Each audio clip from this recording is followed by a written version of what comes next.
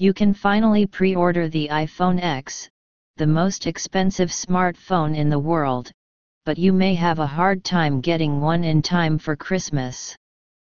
Apple must love the fact that iPhone X sold out within minutes around the world.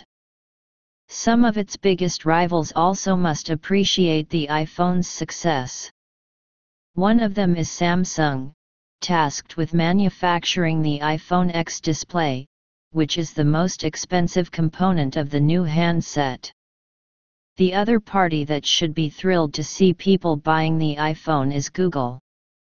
Just like Samsung, Google is a fierce Apple competitor. But unlike Samsung, it has a serious reason to hate loving the iPhone. Google has to pay billions of dollars for the privilege of being the default search engine on Apple's devices. The latest estimates said the iPhone search deal is worth $3 billion to Apple, and Google is ready to pay that tax.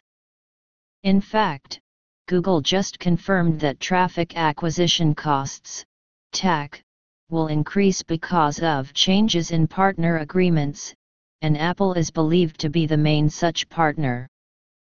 There's no new estimate of the Apple-Google deal, and Google never mentioned Apple in its third-quarter earnings report or remarks. But Business Insider says that one theory says the rising TAC is a result of a new agreement with Apple. TAC growth continues to outpace accelerating Google Sites growth, due in part to recent changes in partner agreements, presumably Apple, Baird analyst Colin Sebastian said in a note to investors. Macquarie analyst Ben Schachter said that while he found no direct tie to Apple, the increase is clearly very likely from mobile and Apple overall. He thinks it is not an existential threat, but it is a cost that will continue to rise. Google's TAC hit 23% of Google's total ad revenue in the third quarter of the year, up from 21% during the same period last year. Google reported $28 billion in revenue for Q3 2017. Almost a quarter of that accounts for TAC.